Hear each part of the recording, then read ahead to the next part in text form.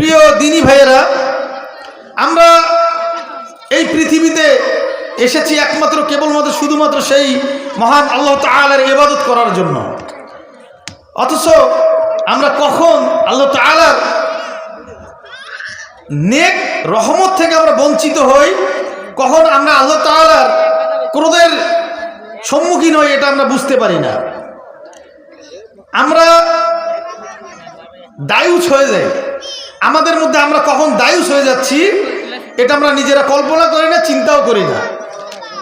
অর্থাৎ আমার অধীনস্থ যারা, আমার মা, আমার বোন, আমার খালা, আমার ফুপু, তারপরে অর্থাৎ যত মেয়ে মানুষ আমার অধীনে থাকবে, সেটা হতে পারে আমার বোন, হতে পারে আমার মা, হতে পারে আমার খালা, হতে পারে আমার ভাগ্নি, হতে পারে আমার স্ত্রী, হতে পারে আমার মেয়ে।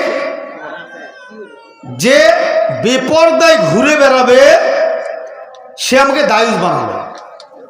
চিন্তা করেন তো, আমি 5 ওয়াক্ত সালাত মসজিদে গিয়ে জামাতের সহিত আদায় করছি, আমি 5 ওয়াক্ত সালাত মসজিদে গিয়ে জামাতের সহিত আদায় করছি, আমার মেয়ে, আমার স্ত্রী, আমার বোন, আমার মা বেপরদায় বেলেল্লা ভাবে ঘুরে বেড়াচ্ছে পথে ঘাটে, হাটে মাঠে, বাজারে। চিন্তা করি আমি এভাবে চিন্তা করি না। আমি মনে করি আমি 5 ওয়াক্ত সালাত মসজিদে এসে আদায় করছি, আমি আল্লাহ তাআলার জান্নাত আমি পেয়ে গেছি। কশিন কালেও আমি জান্নাত পাবো না। আমার জান্নাত যাওয়া বন্ধ করে দিবে আমার কন্যা, আমার সন্তান, আমার মা, আমার বোন, আমার খালা, আমার ফুপু, যারা আমার অধীনস্থ, আমার স্ত্রী। যদি আমি তাদের বেপরদায় বেরানোকে বাধা প্রদান না করি এবং তাদেরকে যদি আমি বেপরদায় বের যে হচ্ছে এই বের হওয়ার সময় যদি আমি তাদেরকে এই খোঁজ খবর না রাখি যে আমার মেয়ে, আমার বোন, আমার মা কিভাবে বেরোচ্ছে, স্কুল কলেজগুলোতে কিভাবে যাচ্ছে, যদি আমি এর খোঁজ না রাখি, আমি 5 ওয়াক্ত সালাত কেন, আমি যদি কাবা ঘরের গিলাফ ধরে সারাদিন কাঁদি, আমি যদি কাবা ঘরের গিলাফ ধরে সারাদিন পড়ে থাকি, আমি যদি 14 বার হজ করে থাকি, তারপর আমার জন্য জান্নাত বরাদ্দ থাকবে না। এটা আমি বলছি না, এটা রাসূলুল্লাহ সাল্লাল্লাহু আলাইহি সাল্লাম বলছেন। দলিল লা ইয়াদখুলুল জান্নাত, রাসূল সাল্লাল্লাহু আলাইহি সাল্লাম বলছেন লা ইয়াদখুলুল জান্নাত সালাসুনা আবাদা, 3 শ্রেণীর ব্যক্তি জান্নাতে যাবে না। 3 শ্রেণীর ব্যক্তি জান্নাতে যাবে না। তার মধ্যে 1 শ্রেণীর ব্যক্তি দায়ুস, যে তার পরিবারের মধ্যে বেহায়াপনা, বেল্লাপনা অথবা বেপরদার প্রচলন ঘটায়। আমার পরিবারের সদস্যরা বেপরদায় ঘুরে বেড়াচ্ছে, সে কিছু বলছে না। আছে না আমাদের পরিবারে 5 ওয়াক্ত সালাত আদায় করে হজ করেছে, কিন্তু তার মেয়ে গান বাজনা ডান্স করে। 31st নাইট, 16ই ডিসেম্বর, 21শে ফেব্রুয়ারি, ভ্যালেন্টাইন্স ডে, এগুলোতে কোথায় যাচ্ছে আমার মেয়ে, আমার স্ত্রী, এগুলো আমরা জানি না, খোঁজ নেই, আমরা খোঁজও নেই না। আমরা এই দায়ুস হওয়া থেকে বিরত থাকতে পারি না। আমরা আমাদের সন্তানের খোঁজও রাখি না, আমরা আমার স্ত্রীর খোঁজ রাখি না, আমরা আমাদের ভাই বোনদের খোঁজ রাখি না, মা খালার খোঁজ রাখি না। আমার বোন যে বেপরদায় বেরাচ্ছে, আমার মা যে বেপরদায় বেরাচ্ছে, আমি এগুলো খোঁজ রাখি না। আজকে সমাজে কেন এত ধর্ষণ, কেন এত ইফটিজিং, আমরা এর কারণ খুঁজে বের করি না। আর আমাদের মা বোনেরা তারা পর্দা করতে তাদের এত কষ্ট হয় যে এই পর্দা, এই যে পর্দার বিধান, অর্থাৎ এই হিজাব, বোরকা পরবে তারা, এটা তাদেরকে অনেক ওজন মনে হয়, এটা ওজন মনে হয়। রাসূলুল্লাহ সাল্লাল্লাহু আলাইহি সাল্লাম বলছেন যে এমন একটা যুগ আসবে যে যুগে আমার কিছু উম্মত থাকবে যাদেরকে আমি এখনো দেখি নাই, তাদের মধ্যে 2 শ্রেণীর উম্মত আসবে যাদেরকে আমি এখনো দেখি নাই। তার মধ্যে 1 শ্রেণীর মানুষ থাকবে, 1 শ্রেণীর উম্মত থাকবে যারা, তারা গরুর লেজের মতো লাঠি নিয়ে হাতে থাকবে এবং তারা মানুষকে নির্যাতন করবে, তারা কথায় কথায় মানুষকে প্রহার করবে, তারা বিভিন্ন ইসলামিক মিছিল মিটিং করবে, ওই সময় তাদের উপরে নির্যাতন করা হবে। আর আরেক শ্রেণীর উম্মত দেখা যাবে মেয়ে মানুষ কাপড় পরিধান করবে, তারপরে মনে হবে তার শরীরে কোনো কাপড় নাই। দেখেন তো এখন কি তার সেই যুগে আমরা আছি? দেখা যায় এখনকার মেয়েদের তো কাপড়ের কোনো ঠিক থাকে না। আমার স্ত্রীকে আমি আমার স্ত্রী একটু সুন্দর, আমি তাকে খোলামেলাভাবে নিয়ে ঘুরে বেড়াচ্ছি, কেননা পরের হক আছে আমার স্ত্রীটাকে দেখবে। আমার বউ সুন্দর, আমার বউয়ের চেহারা সুন্দর, এটা মানুষকে দেখাতে হবে। নাউজুবিল্লাহ মিন জালিক। কোন আকীদা পোষণ করি আমি? আমি যদি জান্নাত যেতে চাই, আমি কখনো এই ধরনের আকীদা পোষণ করে যদি আমি আমার পরিবারে যদি আমি বেহায়াপনাকে আমি প্রশ্রয় দেই, তাহলে আমি কশ্চিনকালেও জান্নাত যেতে পারবো না। খেয়াল করে দেখেন, আমাদের বিয়ে বাড়িগুলো যখন বিয়ে হয় আমাদের সমাজে, এক শ্রেণীর মুসলমান যাদের বাসায় বিয়ের আয়োজন হয়, কোনো অনুষ্ঠান হয়, তাদের বাসায় দেখবেন বড় বড় সাউন্ড বক্স, ডেস্ক এনে কি হয়, গান বাজনার প্রচলন করা হয়। সেখানে অবৈধভাবে ছেলেমেয়ে মেলামেশা করে, গান বাজনা করে, নাচানাচি করে, গায়ে হলুদের নামে। থাকে কোনো পর্দা? পর্দা থাকে? অনেক হাজি সাহেবের বাসাতেও এই সিন দেখা যায় না? ফজরের সালাতটা জামাতের সাথে পড়ে, জোহর আসর মাগরিব এশা জামাতের সাথে পড়ে, তারপরও তার বাড়িতে বিয়ের অনুষ্ঠানে বলে একটু তো বিয়ে বাড়িতে একটু করবে। আবার কিছু কিছু বিয়ে মদেরও প্রচলন করা হয়, নাউজুবিল্লাহ মিন জালিক। যেই মদকে হারাম করেছেন আমাদের প্রাণপ্রিয় রাসূলুল্লাহ সাল্লাল্লাহু আলাইহি ওয়াসাল্লাম, আল্লাহ তাআলা কোরআনের আয়াত দ্বারা এই মদকে হারাম করেছেন। আমাদের বিয়ে বাড়িগুলোতে মদের প্রচলন করা হয়, অথচ আল্লাহ তাআলা বলছেন, ইয়া আইয়ুহাল্লাযিনা আমানু কু আনফুসাকুম ওয়া আহলিকুম নার। হে ঈমানদারগণ, এটা আপনাকে আমাকে বলছেন যারা আমরা ঈমান এনেছি, অর্থাৎ আমরা যারা মুসলিমের ঘরে জন্মগ্রহণ করেছি, মুসলমানের ঘরে জন্মগ্রহণ করে আমরা এই দুনিয়ায় নিজেকে মুসলিম বলে দাবি করছি, বুক ফুলিয়ে আমরা মুসলিম বলে দাবি করছি। এই আমাদের ঈমানদার যারা আমরা ঈমান এনেছি, আমাদেরকে আল্লাহ তাআলা বলছেন, ইয়া আইয়ুহাল্লাযিনা আমানু কু আনফুসাকুম ওয়া আহলিকুম নার। হে ঈমানদারগণ, তুমি নিজে বাঁচো, তোমার পরিবার পরিজন, আত্মীয় স্বজন, বন্ধু বান্ধব, পাড়া প্রতিবেশীকে বাঁচাও। কোথা থেকে? জাহান্নামের আগুন থেকে। সূরা তাহরিমের 6 নম্বর আয়াতে আল্লাহ তাআলা এই ঘোষণা দিচ্ছেন। তার মানে আগে আমাকে বাঁচতে হবে কোথা থেকে? জাহান্নামের আগুন থেকে। আর আমার স্ত্রী, পরিবার পরিজন, আত্মীয় স্বজন, বন্ধু বান্ধব, ভাই বোন, পিতা মাতাকে বাঁচাতে হবে কোথা থেকে? ওই জাহান্নামের আগুন থেকে। আগে নিজেকে বাঁচতে হবে, তারপরে তাদেরকে বাঁচানোর জন্য চেষ্টা করতে হবে। এখন আমি সালাত আদায় করি না, আমি আমার সন্তানকে সালাতের দাওয়াত দিলে হবে? আমি বেগানা নারীর সাথে ঘুরে বেড়াই, আমি পুরুষ হয়ে, এটা যদি আমার স্ত্রী কন্যা দেখে, আমার বোন দেখে, আমার মা দেখে, আমি তাদেরকে বাধা দিতে পারবো? ভাই পারবো? আমি তাদেরকে বাধা দিলে আমার এই দাওয়াত কাজে আসবে? এই দাওয়াত কাজে আসবে না। তার মানে আগে আমাকে জাহান্নাম থেকে বাঁচতে হবে, আমাকে আগে মন্দ কাজগুলো ছেড়ে দিতে হবে। আমাদের দেশের স্বামীরা কি করেন? স্ত্রীকে বলেন যে আমার স্ত্রীর পাশে কোনো ছেলে থাকবে, আমার স্ত্রী কোনো ছেলের সাথে মোবাইলে কথা বলবে, এটা আমি পছন্দ করি না, বরদাস্ত করি না। আমরা বলি না কোনো মেয়ে তার স্বামীর ভাগ দিতে চায় না, কোনো মেয়ে চায় না যে তার স্বামী আরেকটা বিয়ে করুক, আমরা বলি না এটা? পৃথিবীর কোনো পুরুষ চায় না যে তার স্ত্রী কোনো পুরুষের সাথে কথা বলুক, কোনো পর পুরুষের সাথে কথা বলুক, এটা পৃথিবীর কোনো পুরুষ চায় না। তাহলে শুধু স্ত্রীদের উপরে কেন আমরা এটা বর্তাই? আমরা পুরুষদের কোনো দোষ নাই? পুরুষের পর্দার বিধান সবার আগে, পুরুষের পর্দার বিধান সবার আগে। আমরা পর্দার বিধান, আমরা নিজেদের মধ্যে পর্দা রাখি না। আমরা চোখের জেনা করছি, আমরা কানের জেনা করছি, আমরা হাতের জেনা করছি, আমরা পায়ের জেনা করছি, আমরা নফসের জেনা করছি। আমরা নফসকে কন্ট্রোল করতে পারছি না, আমরা নফসকে কন্ট্রোল করতে পারি না। আমরা আমাদের সমাজে এই বেহায়া বেরেল্লাপনা এগুলো দিন দিন বেড়ে যাচ্ছে। এক শ্রেণীর মেয়েরা বলে, খেয়াল করে দেখবেন বিভিন্ন হোটেল পতিতালয়গুলোতে এক শ্রেণীর মেয়েরা বলে, এবং এক শ্রেণীর আমাদের দেশের জ্ঞান পাপী যারা অনেক জ্ঞান অর্জন করেছে, অনেক ডক্টরেট ডিগ্রি নেওয়া, সাধারণ জেনারেল লাইনের পড়াশোনা করছে, বিভিন্ন ভার্সিটিতে ডক্টরেট ডিগ্রি নিয়েছে, এই ধরনের জ্ঞান পাপীরা বলে যে ওই মেয়েটা কেন পেটের দায়ে সে আজকে জেনা করছে, সে বিভিন্ন হোটেলে গিয়ে তার দেহকে বিলিয়ে দিচ্ছে পেটের দায়ে। নাউজুবিল্লাহ মিন জালিক। তাকে কি দেহ ব্যবসা করতে হবে? এই পেটের দায়ে আল্লাহ তাআলা বলতে পুরো রিজিকের ব্যবস্থা আল্লাহ তাআলা দিয়ে দিয়েছেন। প্রতিটা মানুষের, প্রতিটা প্রাণীর রিজিকের ব্যবস্থা আল্লাহ তাআলা দায়িত্ব নিয়েছেন, আর সেই মেয়েকে জেনা করতে হবে পেট চালানোর জন্য? আজানের জন্য বিরতি ইয়েটা দেন।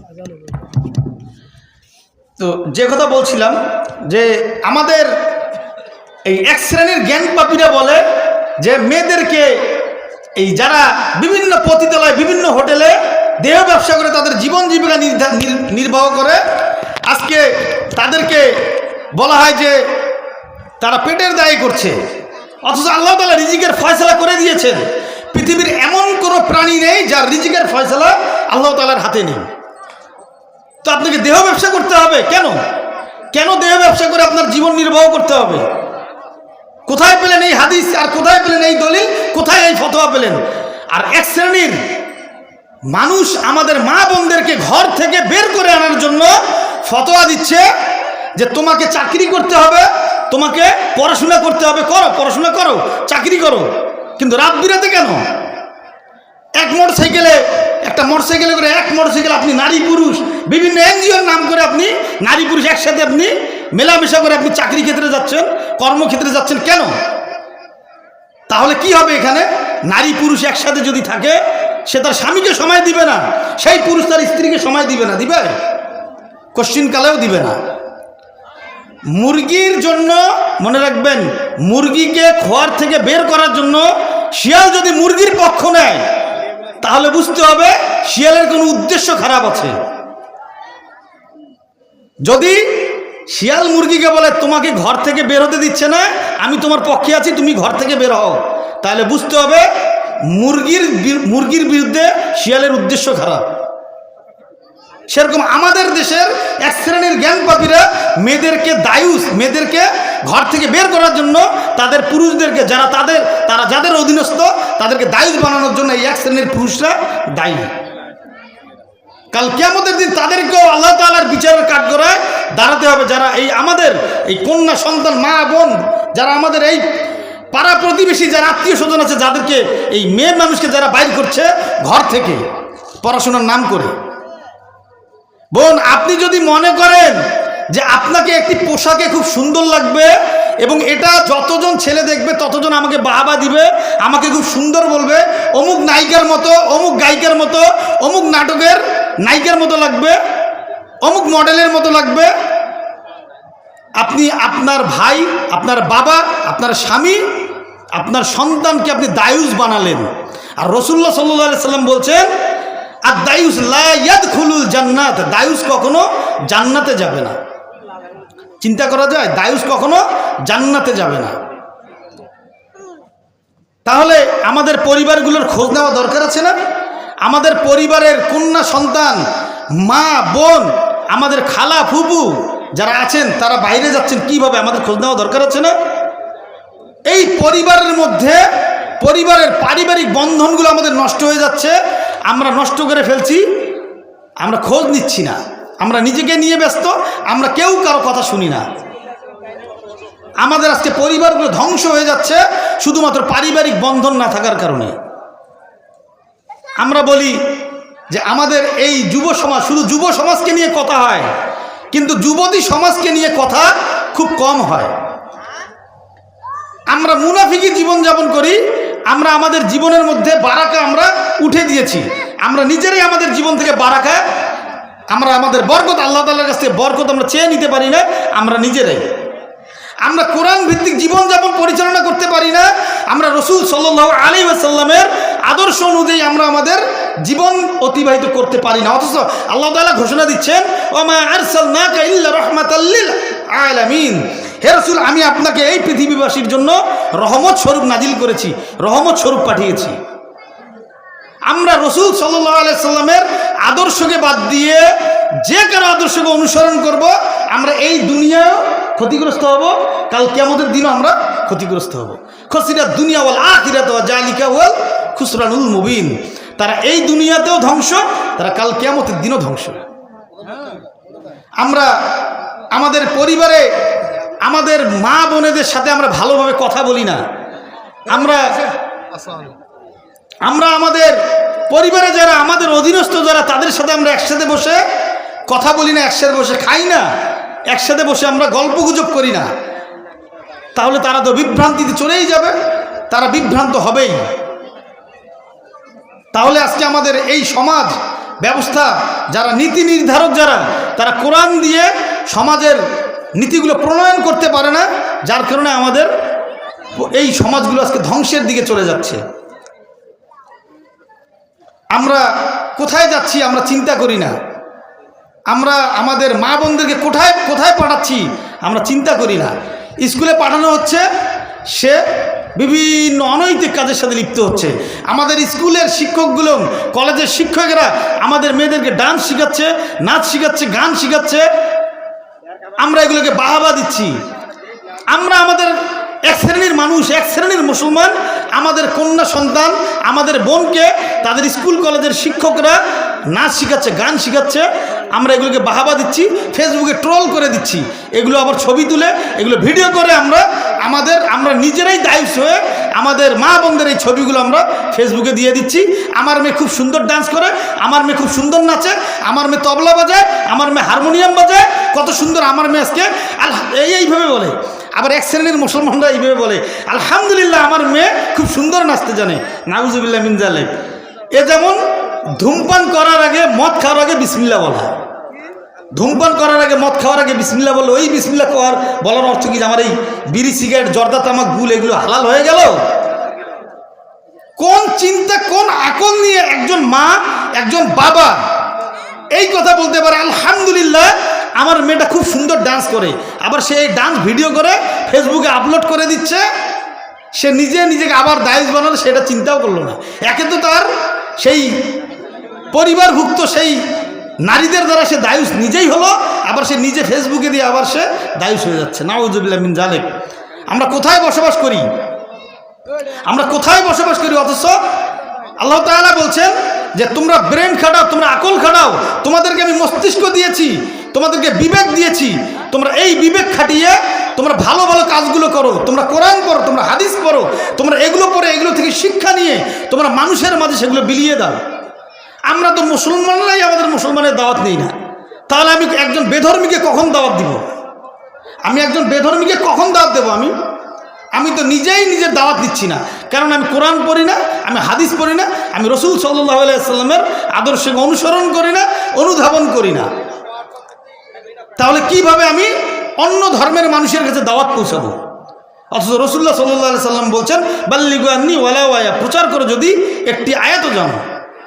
অথচ আমরা এত আয়াত জানি, সূরা ফাতিহা জানি, সূরা ইখলাস জানি, এত সূরা জানি, ছোট ছোট সূরাগুলো জানি, এগুলো দাওয়াত আমরা আমাদের ঘরের মধ্যেই পৌঁছাই না। আমার বিবিকে আমি কখনো বোরকা কিনে দেইনি, আমি আমার কন্যাকে কখনো হিজাব কিনে দেইনি, বোরকা কিনে দেইনি, আমি আমার বোনকে দেইনি, আমি আমার মাকে দেইনি। তো তারা তো বেহায়াভাবে ঘুরে বেড়াবে, তারা আমাকে দায়ুস বানাবে।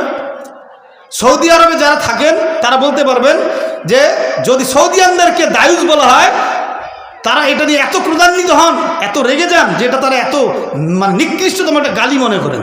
যদি কাউকে দায়ুস বলা হয় তাহলে সে নিকৃষ্ট মনে করে নিজেকে। আর আমরা নিজেরাই নিজেদেরকে দায়ুস বানাচ্ছি, আমাদের পরিবার পরিজন আমাদেরকে দায়ুস বানাচ্ছে, আমরা টেরও পাচ্ছি না। তো আমি সবাইকে আহ্বান করব, বিশেষ করে মা বোনদেরকে, আপনারা আপনাদের পরিবারে আপনারা যাদের অধীনস্থ তাদেরকে দায়ুস বানায়েন না, আপনারা দায়ুস বানাবেন না, আপনারা তাদেরকে দায়ুস বানাতে আপনারা সাহায্য করবেন না। আপনারা পর্দার সহিত চলুন, পর্দার বিধান মেনে চলুন। আপনি যত নিজেকে খোলামেলা করে রাখবেন তত আপনি নিজেকে নিকৃষ্ট হওয়ার জন্য নিজেই নিজেকে আপনি জাহান্নামের দিকে নিয়ে যাবেন। নিকৃষ্ট তো হবেন, আবার জাহান্নামের দিকে নিয়ে যাবেন, আবার এই দুনিয়াতেও আপনি ক্ষতির শিকার হবেন। আপনি পর্দার বিধান মেনে চলুন, আপনাকে যেন কেউ দেখতে না পায়, আপনার পুরো আবরু ঢেকে রাখুন, আপনার পুরো দেহে ঢেকে রাখুন, আপনি নিজেকে বিলিয়ে দিয়েন না। আপনার এই শরীরটার অনেক দাম, আপনি নিজেও সেটা জানেন না। তো আমরা আমাদের মা বোনদেরকে পর্দার সহিত চলার জন্য আমরা সবসময় তাগিদ দিব। আমরা আমাদের পরিবারগুলোকে ইসলামের ছায়াতলে এনে ইসলামের আদলে পরিচালিত করার চেষ্টা করব।